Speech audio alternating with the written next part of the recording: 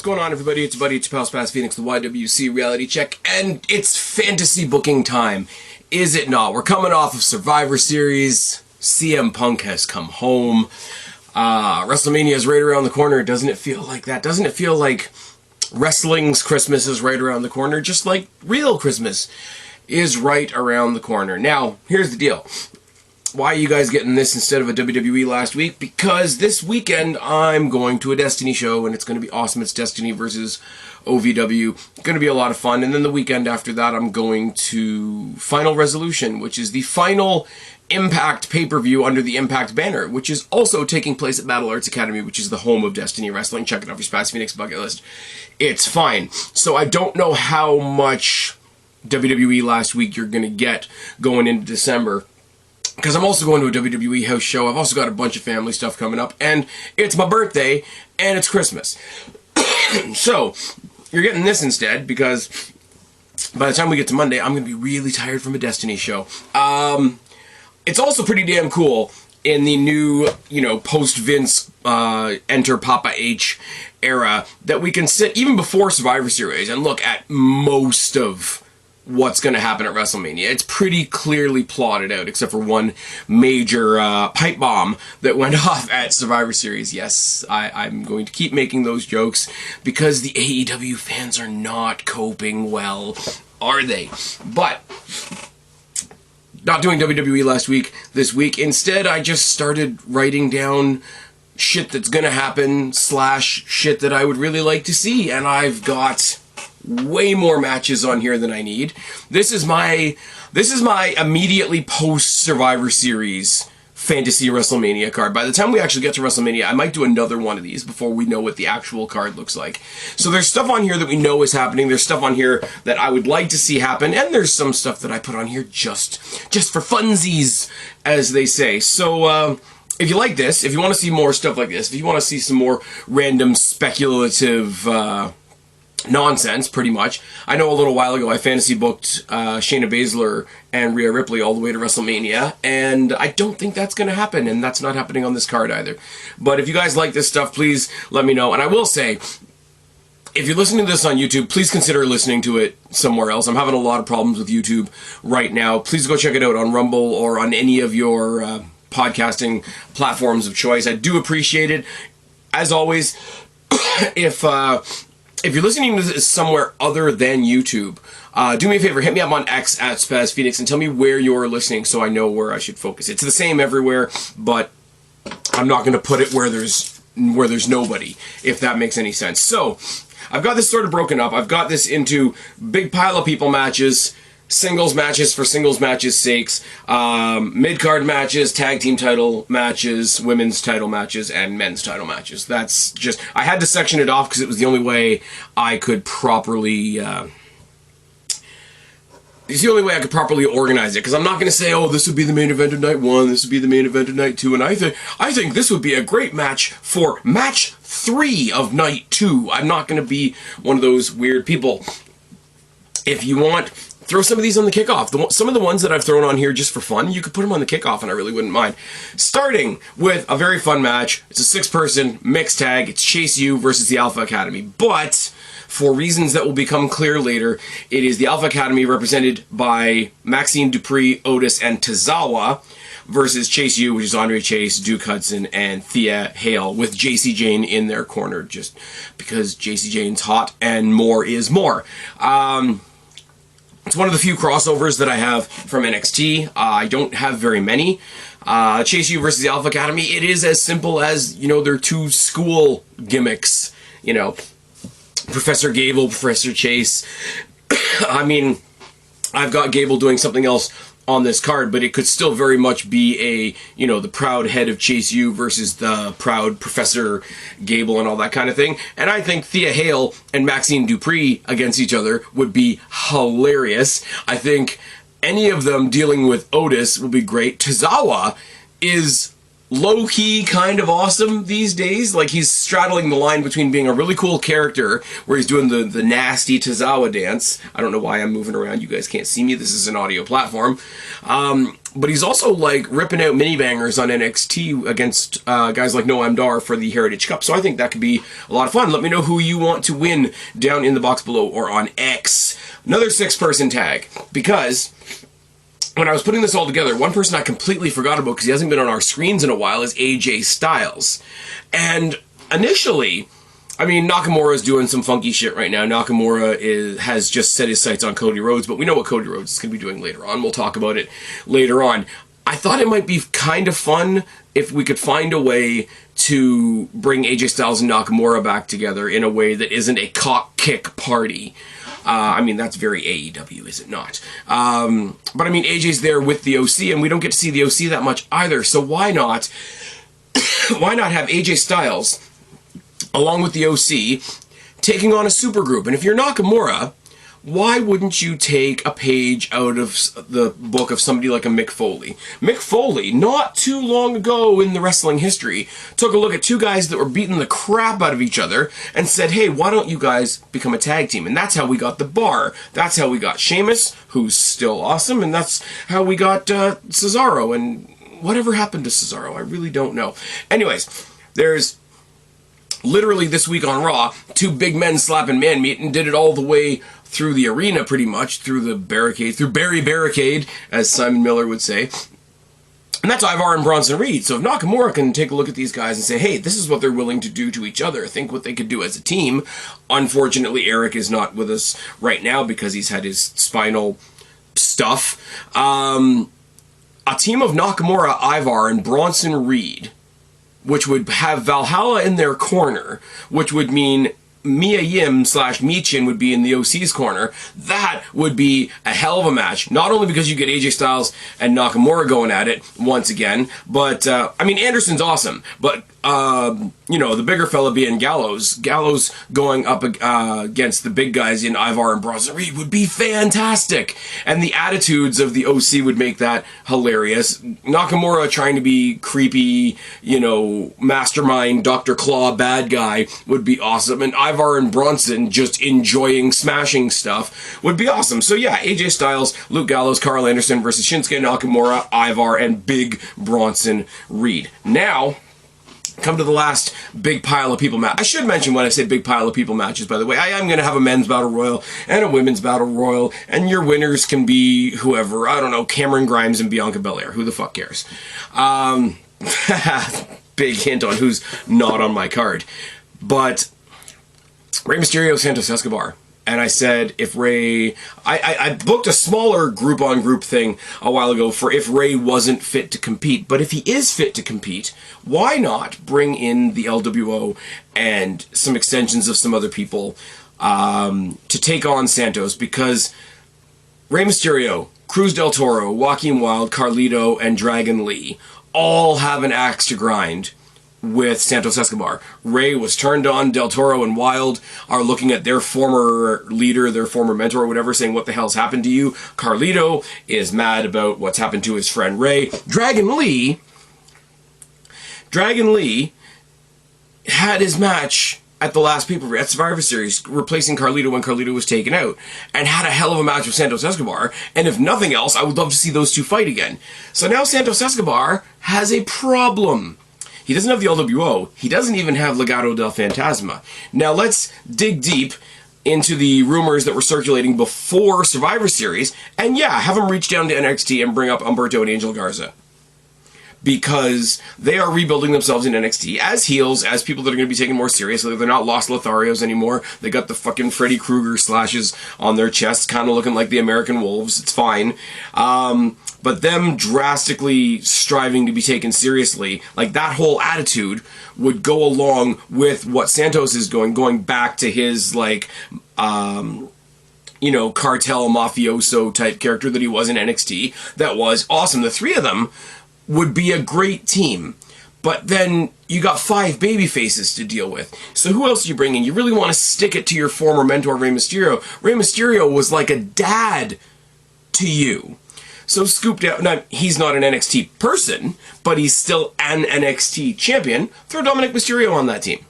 And if you just want one more guy with bad attitude that I think would fit right in, that we haven't seen in a while in NXT, is Javier Bardell, or Big Body Javi, to round out that team, who is an awesome character. He's a sleazeball who's fun to watch in the ring, and it would be an excuse for them to bring him back because we haven't seen him in a while. Now, secretly, am I using this as a hell of a platform for NXT? Yes. Santos came from NXT. Humberto, Angel are in NXT right now. Dominic Mysterio, although he's not an NXT guy, is an NXT champion at the moment. Javier Bardell, as far as I know, is still in NXT. Rey Mysterio never needs to go to NXT ever. Del Toro, Wild, from NXT. Carlito is more so lending his name to the whole situation. And Dragon Lee is one of the coolest people to come out of NXT in a while. So you got awesome lucha things going on. You got awesome story things going on. You got awesome focus on NXT going on. These 10 flying around the ring would be fucking fantastic. Give them 20 minutes. If you want to, I don't think you have to, but if you want to, throw on Survivor rules and make it elimination. Let it get down to Santos and Rey. And, you know, we've built up these teams, and now the teams have all washed away, and now it's down to just the two of us. If you want to, I don't even think you need that, though. I think you give one of the guys that you wouldn't have think of, either Humberto, Angel, Bernal, Del Toro, Wild, or Dragon Lee. You give one of them the pin. You build the story around Rey and Santos, but all those names, to whatever degree they are right now in the WWE, are already established. You let them tell the story. I mean, Joaquin Wilde. Do you remember when he was DJZ in Impact? Do you remember when he was DJZ along with Robbie E., who's now Robert Stone, as a tag team on TNA? Did we think they were ever going to have a WrestleMania moment? That's a lot of fun. Really, really cool.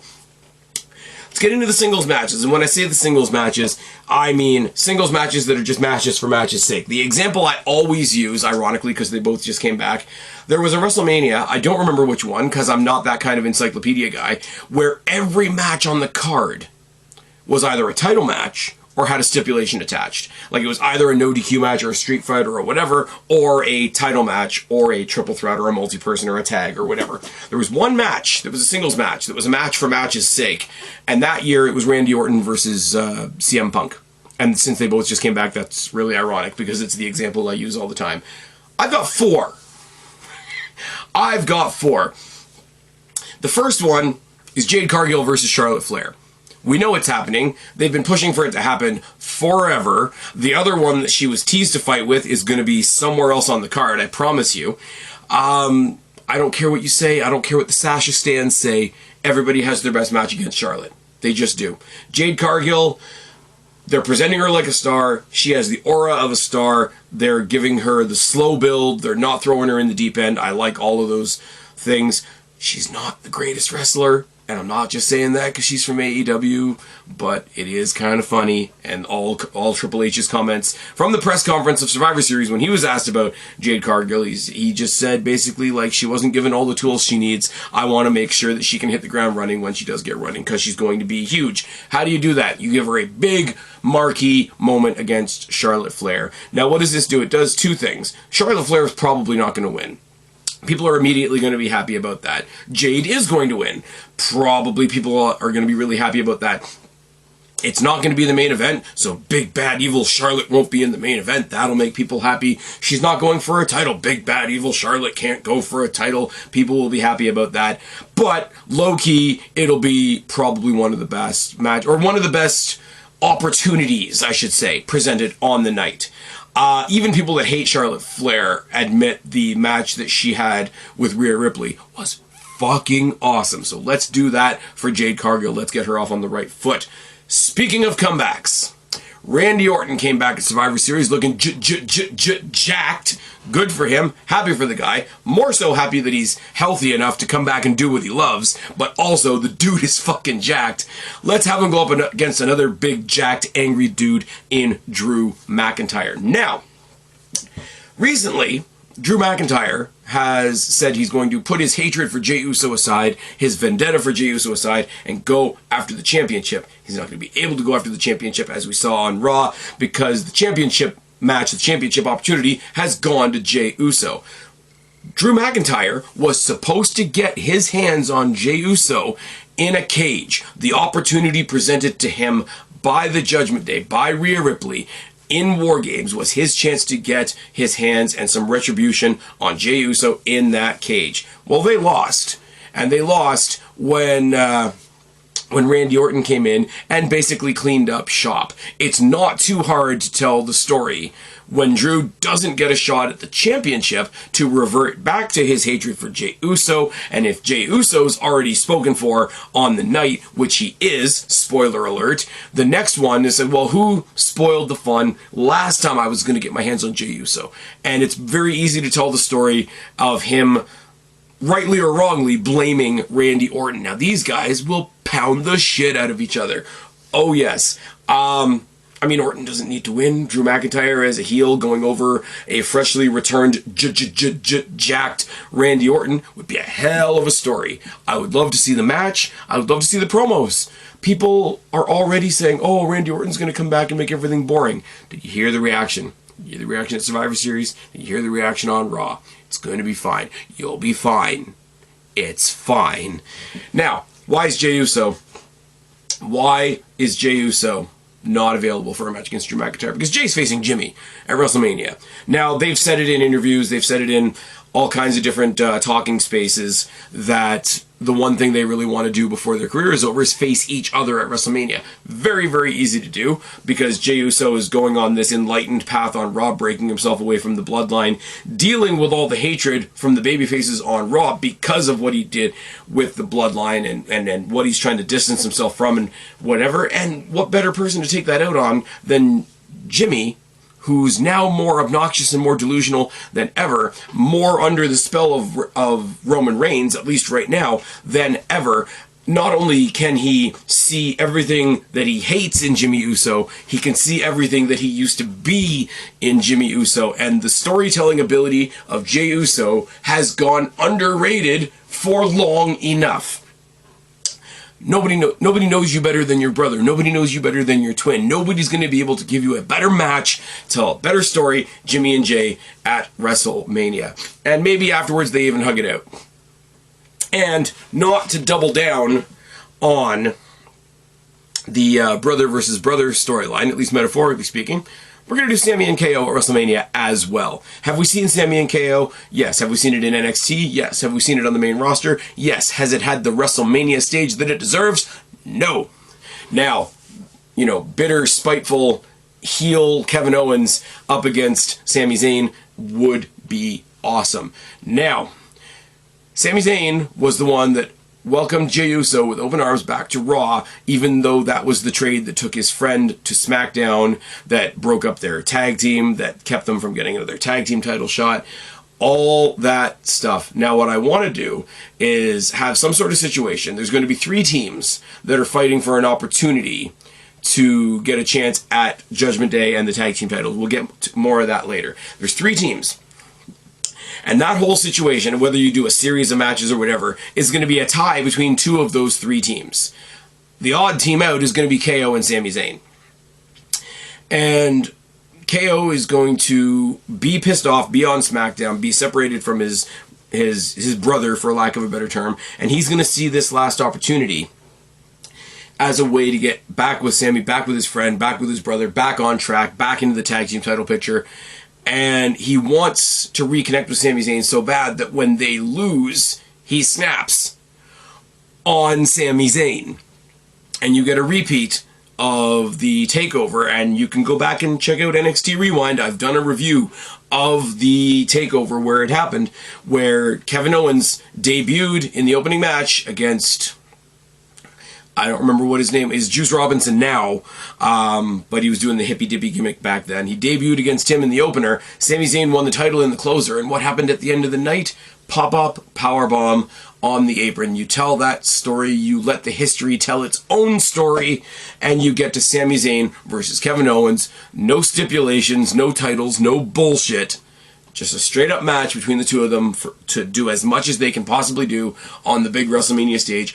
Fan-fucking-tastic. Similar to when the Hardys got to do it. Similar to I don't know. If DIY ever get to do it. I know people are going to hate me for saying that. It's fine. It's fine.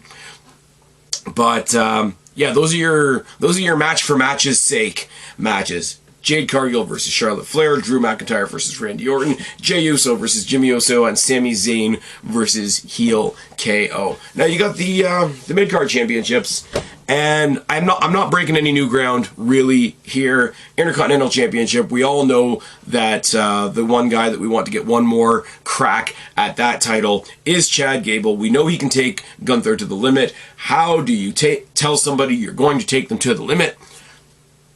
Tell them you're going to take them to a limit in an Iron Man match. It's not going to be an hour. I don't have room on my card for an hour-long Iron Man match. It's going to be a 35-minute Iron Man match between Gunther and Chad Gable for the Intercontinental Championship. Now, he's already got the record. It's not like a Roman Reigns thing where there's still a couple more names to chase. He's already got the record. He's already beaten the Honky Tonk Man. People were really weirdly obsessed with him beating the Honky Tonk Man's record and being the new record holder. Gunther's awesome. Don't get me wrong, Gunther's awesome. Chad Gable, I need this, as much as he's going to support the Alpha Academy in their 6-person tag that I've got lower on the card, this is the match where he can still be himself, but this is the match where I need him to not be the goofball. Still have the personality quirks and traits, and even come out and do the thank you, a shush, do all that stuff.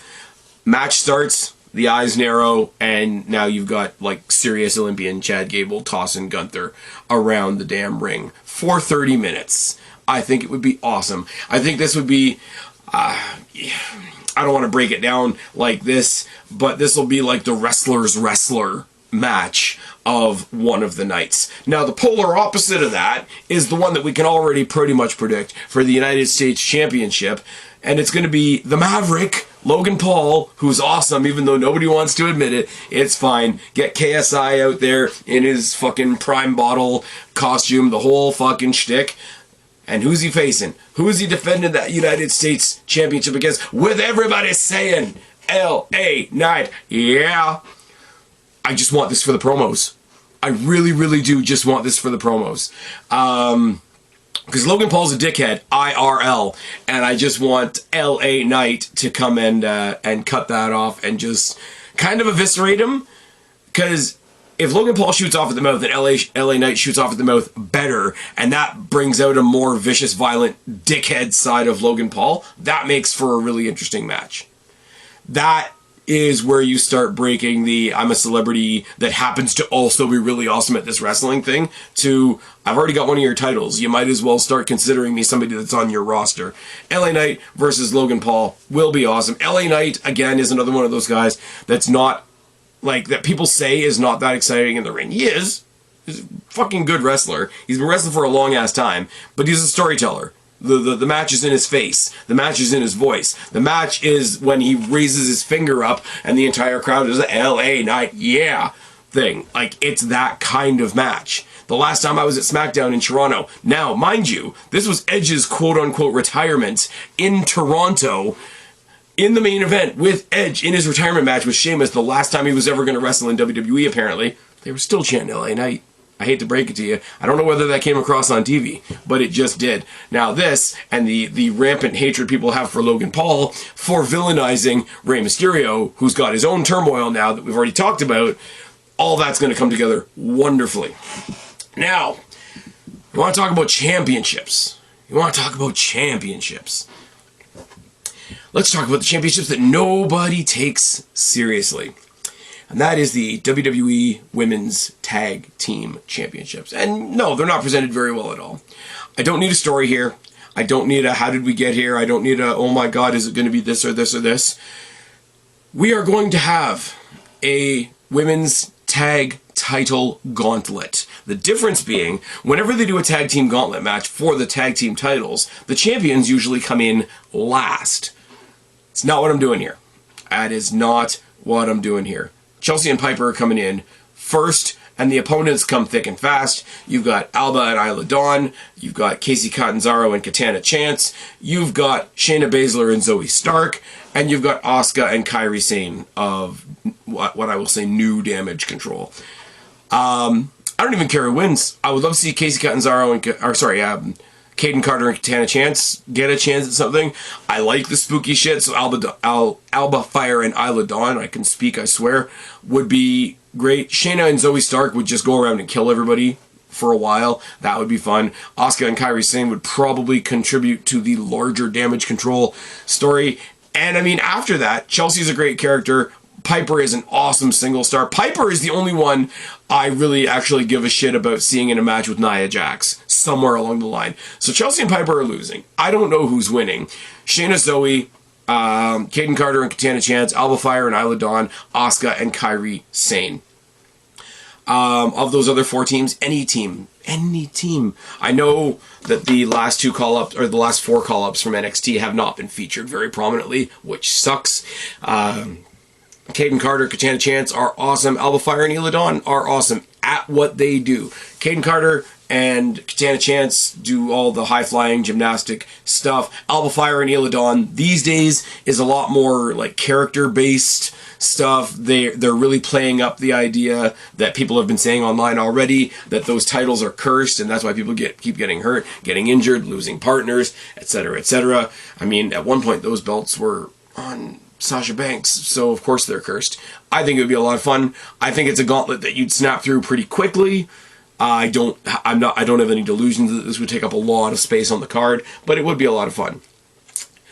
Now, undisputed WWE Tag Team Champions. Judgment Day, Damian Priest and Finn Balor. Not only defending their championships, but defending their championships against 2 contenders. See, I said before, there's going to be three tag teams that are going to be fighting for the chance. They're going to have a series of matches between the 3 of them to see who gets to face Judgment Day at WrestleMania. Now, the losers on that end are going to be Sami Zayn and Kevin Owens, which is going to put them into their own feud built out of their own frustrations, but also their secret desire to face each other at WrestleMania. The 2 winning teams, people that know me are not going to be surprised at all, are DIY and the Creeds. DIY because DIY have a lot of history, specifically with Finn Balor around the NXT Championship, etc. But Damian Priest is no stranger to them either. DIY versus the Judgment Day would be fantastic. I am throwing in the Creeds to make it more fun. I'm also throwing in the Creeds and the fact that it's going to be a ladder match. Damian Priest, Finn Balor, Johnny Gargano, Tommaso Ciampa, Julius and Brutus Creed. 6 men, 3 teams, 1 set of tag team champions. And because it's a ladder match, we use this as an excuse to finally have new tag team championships as well. We did it with the men's, we did it with the women's, we unified the women's tags. These guys are carrying around 4 belts for no reason. The red and blue belts. The red and blue belts look corny, and I like the even if you go back to the old copper design that I like and everybody else hates. The original 2 helmets on the spherical field that those belts are based on. If you go back to the copper on black, I like the design. I don't like the fact that they are carrying around 4 belts. It looks ridiculous. Kind of like Roman Reigns carrying around 3 belts. Looked ridiculous, even though Paul Heyman was carrying them. Don't worry about it. But, yeah, Undisputed Era, DIY, and the Creed Brothers 3-way ladder match for the Undisputed Tag titles. Now, what are we doing? Damage Control kicks out Bayley sometime between now and the Rumble. She's gone for a couple of weeks. She returns number 30 in the Rumble as a babyface, takes out her former teammates, wins the Royal Rumble, and wants to go up against Io Sky.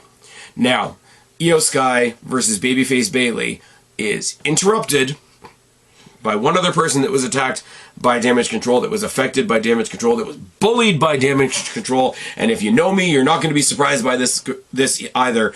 It's my girl Shotzi, who had her head shaved by Damage Control, and she said, you know what? The 2 of you, together as a group, terrorized everybody, including me. You guys made me shave my fucking head. You guys made me doubt myself, man, the whole fucking thing. There's no way the 2 of you, even though you're on opposite sides now, get to go and share the glory of one of the WrestleMania main events without me having something to say about it. Bayley, as an apology, says to Shotzi, okay, we're going to fight at Elimination Chamber coming up in Perth, Australia. I'll put my winning shot at WrestleMania on the line against you, and I hope you'll accept that as my apology. The match, I know people don't like false endings or whatever. The match is interrupted by the remaining members of Damage Control. There is no winner. So, Nick Aldis said, you know what? You thought you could pick your opponent at WrestleMania? Guess what? Now you've got two opponents, Bayley versus Io Sky versus Shotzi. Triple threat match for the WWE Women's Championship at WrestleMania. Let's fucking go. Now, the one that's way more obvious, it's going to be Ripley versus Becky Lynch for the world title on Raw. It just is.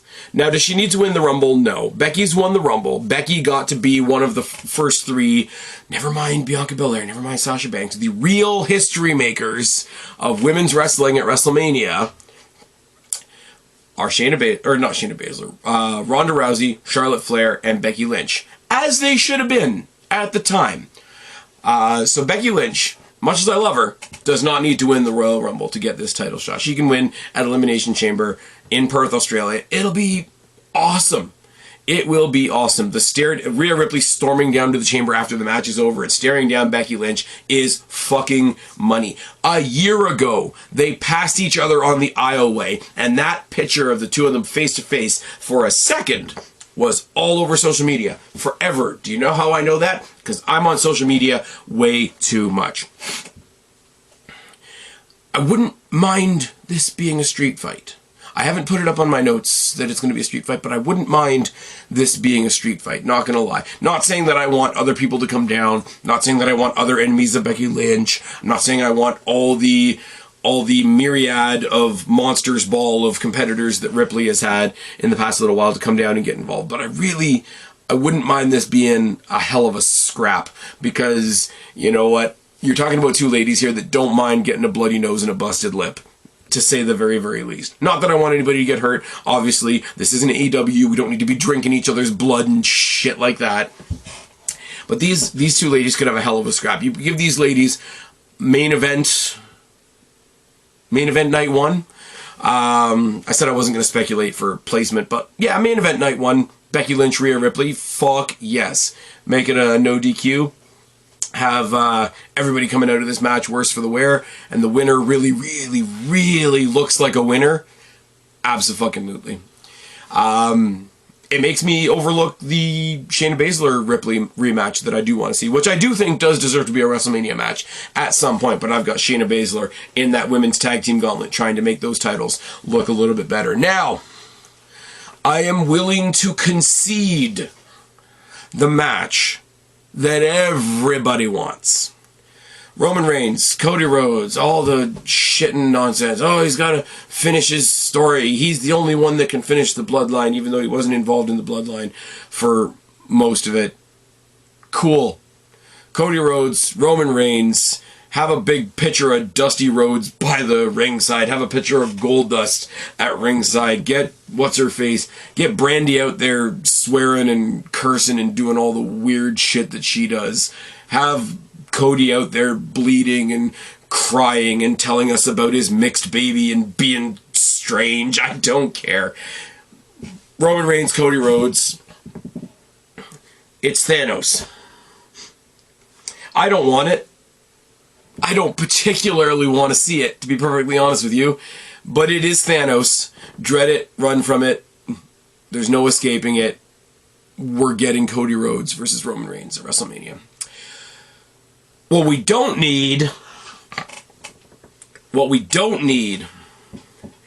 is Cody Rhodes winning another Royal Rumble to get there. He's going to win at the Chamber. He's going to pop the Perth audience. I don't know. Throw him in a chamber with, I don't know, Priest and Lashley and, I don't know, bring back Braun Strowman.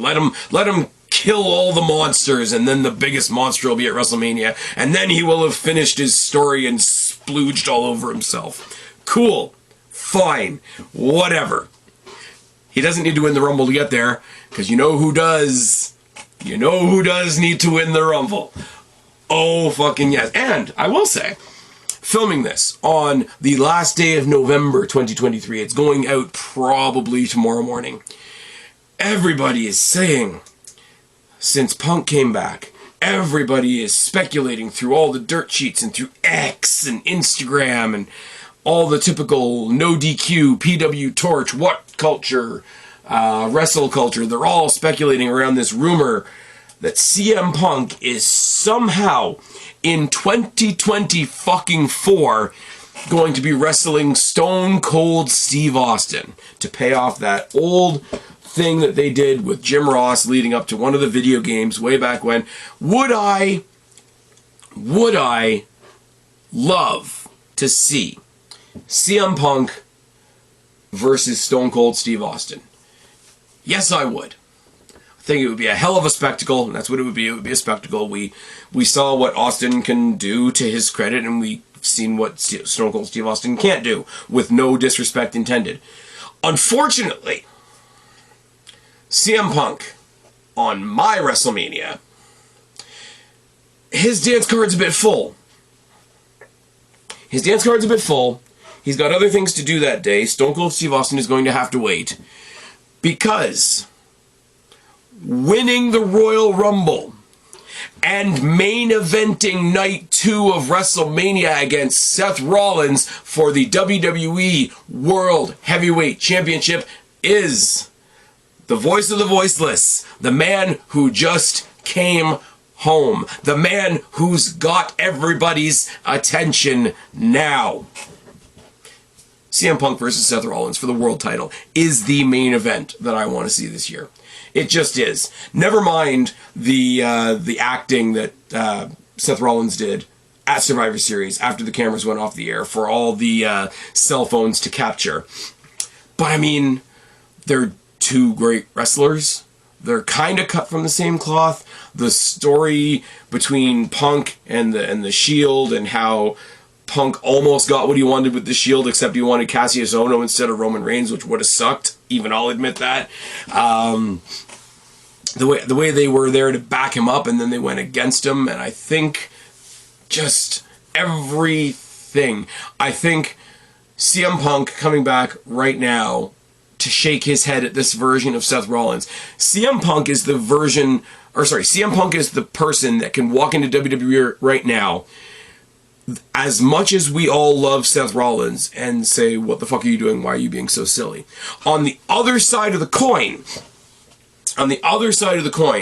Seth Rollins has the ultimate opportunity, yes, pun intended, he has the ultimate opportunity to take what Drew McIntyre has done and make it 10 times better. In storyline, Drew McIntyre cannot believe how many people on Raw have opened the door to Jey Uso. Look at all this bad stuff that he's done. Do you really believe that he's changed? And he's driven himself mad. Now, imagine Seth Rollins driving himself mad, going back to, the Monday Night Messiah era of Seth Rollins. Imagine him in his own kayfabe mind saying, I can't believe people opened the doors. I can't believe how many people are happy to see CM Punk in this company. Do they really think he's changed? I think that is the story. I think the story is CM Punk is a good guy.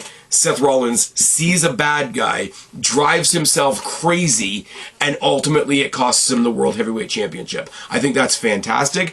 And the thing is, no disrespect to Drew McIntyre. Drew McIntyre has sort of set the template, because what he's done with his reaction to the arrival of Jey Uso has been near perfect. Seth Rollins can go crazy better than Drew McIntyre can. And he's going crazy on a much larger scale. Oh man, I can't believe they let him get drafted over to Raw. I can't believe that after 10 years this fucker is back in the company. I want that match. I need that match. I'm pretty sure I'm going to get some version of that match, but the version of that match that I need is CM Punk wins the Royal Rumble, calls his title shot at WrestleMania, and gets the main event he never got 10 years ago. I think that's what you do. The rest of this is a lot of fun and a lot of predictable stuff that they've already pretty much set up. All of this looks fun. Chase U versus the Alpha Academy. Awesome. AJ Styles versus Nakamura's Super Team. Awesome. Team Santos versus Team Ray. Awesome. Jade versus Charlotte. Drew versus Orton. Jimmy versus Jay. Sammy versus KO. Gunther versus Gable. Logan Paul versus LA Knight. Chelsea and Piper versus Shayna and Zoe versus Caden Carter and Katana Chance versus Alba Fire and Ela Dawn versus Asuka and Kairi Sane. Awesome. There's story throughout that match. Judgment Day versus DIY versus the Creeds. That one's for me. Bayley versus Io versus Shotzi. That one's kind of for me. Ripley versus Lynch is for me, but it's also for all of women's wrestling. Roman Reigns versus Cody Rhodes is for everybody else. And the main event is CM Punk versus Seth Rollins for the WWE World Heavyweight Championship. And the main event of WrestleMania, that one's for me. Hope you guys have found something in here that was for you. I've been Spaz, your YWC Reality Check. Subscribe up there, talk down there, start a conversation. Keep all these conversations going. Don't be a stranger. I will talk to each and every last one of you later. But for right now, I am tagging out. Bye, guys.